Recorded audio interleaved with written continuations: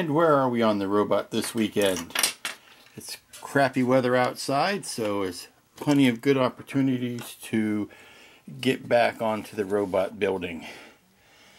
I need to put, I think I'm going to start today putting the decals on these two bits since they need to get done, and while those are drying, I think I'm going to close up the top of the bubble, do as much of this as I possibly can, because this delicate work in here, I need to get it inside a bubble and get it protected. And if I can build all the way down to here, if I can, well, take that back, if I can build all the way down to here without sitting it on top, if I can get all of this built and protect it all at once with this and then the brain inside it, and then I could put the bubble on top and glue it with the clear part cement and let that sit while I'm doing everything else, and that'll give it more weight while I'm trying to do the rest of this. Now I have yet to wire the resistors to this end of the wiring and then carry it down to the power source. And then I'm going to turn my attentions to the side a little bit. I've got some seams that I need to putty and let that dry, and there's a bunch of stuff you need to do. I always like to have something else to do while I'm waiting for things to dry, because that keeps me from being too impatient with the drying process and rushing it and getting back into things before they're not ready to be touched again.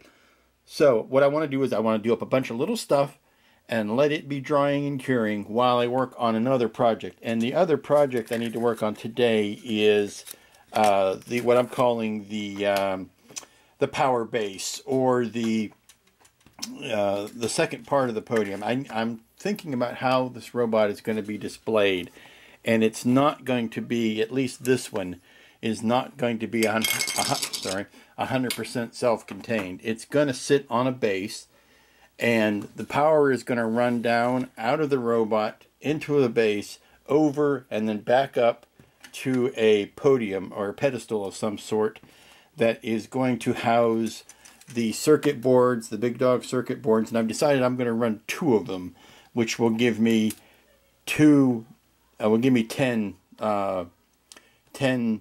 audio sources, and I can just run power to both of them.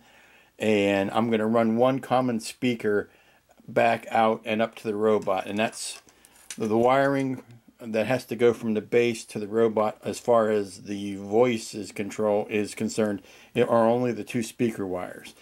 Then I'm going to run 2 power wires down, which is the power to the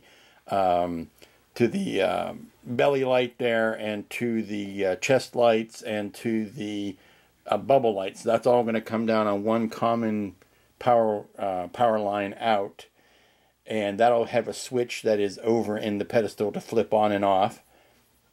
And then I'm going to have the push buttons that run the sound effects also on this pedestal.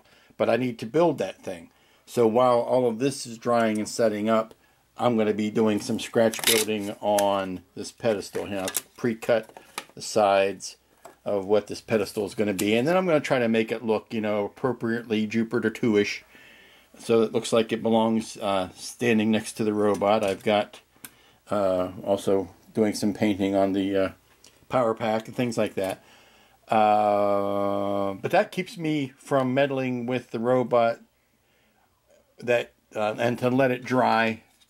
So that's what I'm going to do, and sorry I keep stammering, but that's what I'm going to do. It has been all day on Saturday, but I think I finally have something to show that's worth showing.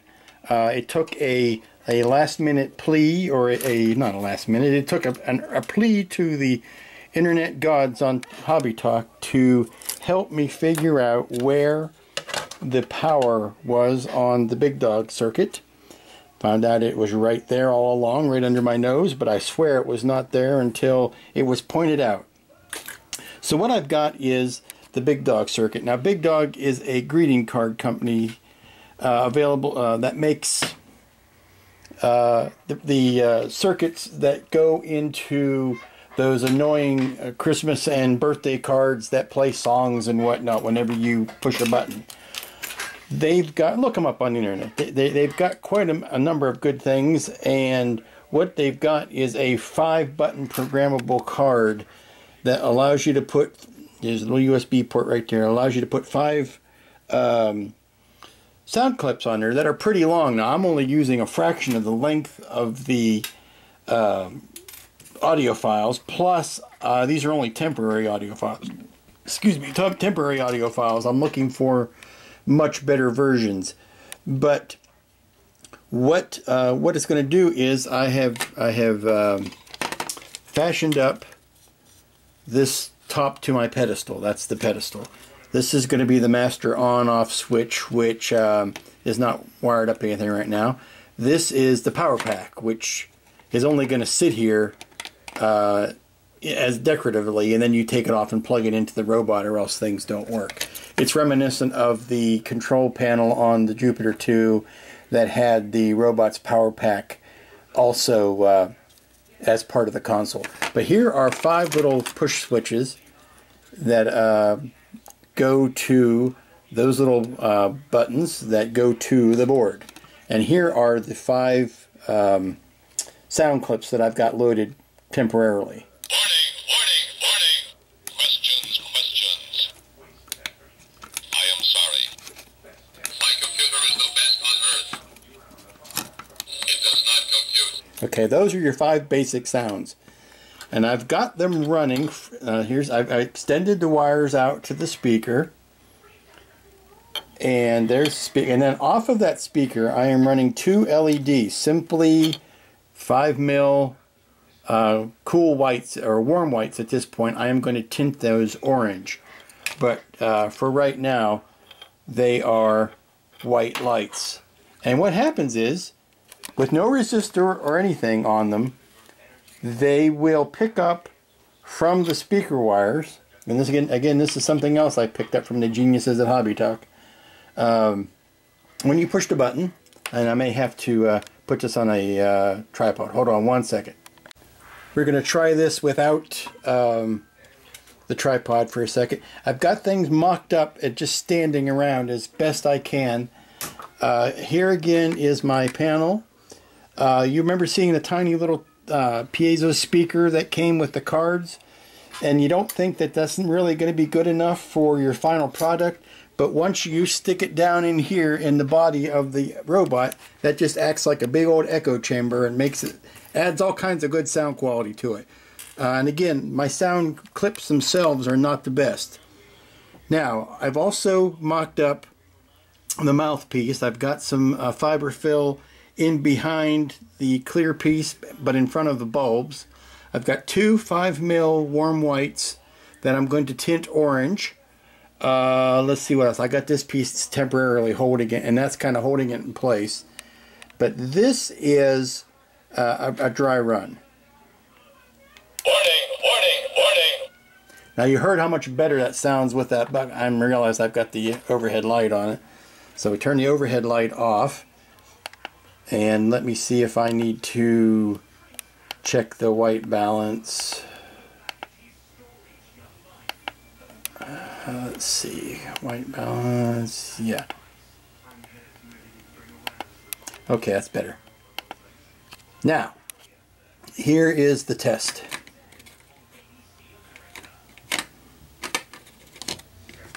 Warning! Questions. I am sorry. My computer is the best on Earth. It does not compute. Warning! Okay, I'm going to try seeing if I can put this piece on top, see if I can make it any darker. Like I said, this is just being held together with spit and wishes. Warning! I am sorry. Now this stuff that's happening in the front here, I don't have the circuit board in, and it needs to be light blocked. But I am very hopeful. Questions. about the results I've seen so far. I mean, Warning, warning, warning. oh yeah, that's nice. Questions, questions. And that's simply 2 5 mils. I am sorry. Oh yeah. Okay, My now computer is the best on earth. now I am going to pull everything apart, solidify some connections, and start tinting those 5 mils. Welcome back. It is Sunday afternoon. I just came back from a lovely Bojangles lunch, and I am going to pick up where I left off yesterday. Did a lot of work yesterday. Worked way late into the evening, but it was one of those good days of just getting a lot done, and you didn't want to stop because you wanted to do the next thing and the next thing. But one of the things I did was look at the video that I've already shot. And people have asked me, why do you repeat yourself so much in your videos? And I know it's a bad problem and I've got to get better at it. But the thing is, I often forget what it is I've said. And since I don't look at them until I get everything to throw together on a Sunday afternoon to make the video, I sometimes forget that I have already said something in one video, and then I'll repeat it in the next. Here is the current state of the robot, and I wanted to kind of mock this up to show you what the ultimate goal of it is. You can see I've picked myself up a nice little wooden base there to put everything on, and I'm going to do some sort of texturing and landscaping on that so that it looks sufficiently rocky and alien and cheesy Irwin Allen. And then we've got the robot and the stand next to it, and I was thinking yesterday that maybe that stand was too tall when I was building it. So it helped me to mock this thing up to realize that no, it's about the right size. Here's where those push buttons will be, and this will be the main power. But last night I got finished with what I wanted to get done on this bubble. I've got everything done and wired into that point. Now what I've got to do today is put the resistors on this and get it run down to the 9-volt power source. I have the mouthpiece permanently attached inside. It's glued in, and then I put some epoxy sculpt around it to kind of mold it in and cover up any light leaks from the back that might be happening. And I'm starting to pick at some seams that still need to be smoothed out. Now when I get to finishing this base, I'm going to like route a little line or a little ditch between the robot and the base to run the wiring up, down, and back up, so that it doesn't, I don't have to cut into the robot to run the wiring, and I don't have any ugly unsightly lines. But that's where we're picking it up for today. One of the big lies I spilled yesterday was in my plans for how I was going to attack what parts and what parts I was going to work on. I never did get the decals on this piece yesterday, so that is going to be my first goal for today, the decal for this piece and for this piece, so that I can go ahead and mount it up underneath the belly where it goes. But that's I want to get those tackled first, and then I can go back to working on this base. I got so caught up on doing that I more or less ignored everything else. I've had some inquiries as to what paints I used on what parts, so I wanted to get them out in front of the camera so that you can get a good picture of what they should look like when you look for them in the stores. This is Bulldog Adhesion Promoter. Bulldog Adhesion Promoter. Makes paint stick to all automotive surfaces. This is what I used on the vinyl. Now first I took the vinyl and the legs and the arms, and I got a tub of soapy water and washed everything until it squeaked. And then I set it out in the sun to dry so that even down in the crevices everything would get nice and dry. And then quickly after I did that, really before any more oils could settle on it or anything else could happen to it, I gave it a liberal dose of the Bulldog Adhesion Promoter. Give that a chance to dry, So after that, after the adhesion promoter, I'm going to lay this back out so you can see it, I went with Duplicolor vinyl and fabric paint. And that's what it's called, Duplicolor vinyl and fabric. Dashboards, door panels, seats, and carpet. And this is gray. This is the gray color it comes in. Medium gray is what I used. And that is darn close to the color of the arms, so I decided to leave that be. That was the color I was going to use. Now after they were done and nice and dry, maybe a day or so, I gave that to cure. Hit it with a Krylon clear flat. Clear flat on the arms, clear flat on the legs, clear flat. The other question I had was what color I was using for the body of the robot. And again, pull out the Duplicolors. Go to the auto parts store. O'Reilly's. I go to Advanced Auto Part. Every car place like that carries Duplicolor. It is the name brand for car paint. And this is light tarnished silver metallic. That is the color of the robot. Light tarnished silver metallic. It's got a little bit of a texture to it, a little bit of a grain to it, but it is in scale with the robot. Now the robot itself has a hammered texture to them, but any of the hammered texture paints that you see out there are too heavy, and they give you something that's not in scale with the rest of the robot. So you can see the kind of texture it leaves on there. It's not a high gloss. You know, it's not like an all-clad. It does give you a bit of a hammered texture, which is what we're shooting for. Well, after promising to do this yesterday and hemming and hawing and not doing it, finally got around to doing it today, and that is putting the decals down on this clear piece. And I tell you, it's really handy to have a light table when you're doing something like this, because where'd they go? It really makes it easier to locate those things around when you can shine a light up through it while you're doing it.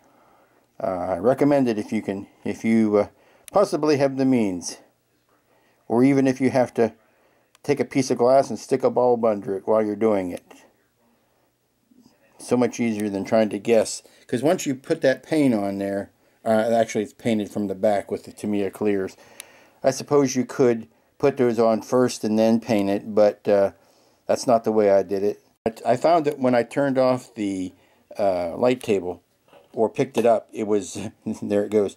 It was much easier to see the locations of these decals. So I've got them in place, and they're sitting and trying to dry, and then once they dry a little bit more, then I'm put and kind of stick in position. Then I'll take some Solvaset and kind of knock down the edges with it.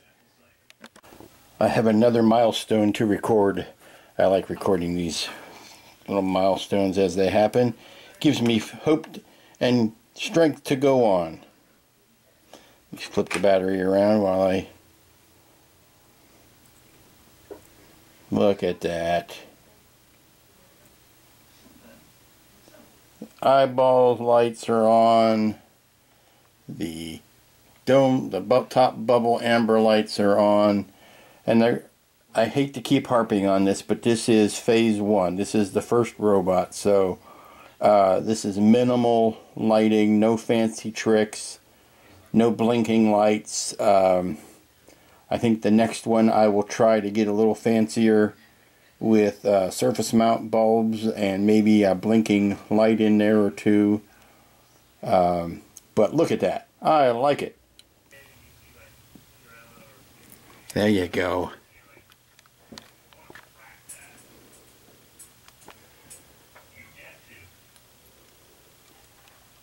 Sweet. At last, we are far from done, but this will be the wrap-up point for this weekend. You can finally get a sense of what the console is going to be. and the robot next to it. Now it's probably going to be something like this, and I have not chased the wiring to where it's actually going to be. And of course we've got arms and everything else to finish up, but this is a dry run. Questions. Warning. And by pushing each of these buttons down, you get... I am sorry. Try this with the other hand here. It does not compute. My computer is the best on Earth. I am sorry. I'm going to try this in complete darkness and see how the lighting shows up. Pardon me for a minute. I am sorry. Warning. It's having a hard time focusing in the dark. Questions. Oh, there you go. Warning. It does not compute. Nice. Okay, so that's where we are. Hold on, let me get the lights back on. Now, at the risk of just over analyzing things again, here is the bubble lights. There are the bubble lights with... Warning. Sorry, every time I touched that it fell off the battery. So, one last bit. I am sorry. Now I'm going to try that in the dark so that you can see how the bubble lights came out. The eyes in the front, and Warning. Questions. I need to reposition the speaker a bit because it is facing down now and it needs to be facing I up. am sorry. That'll help the bass a bit. My computer is the best on Earth. It does not compute. Love it, love it, love it.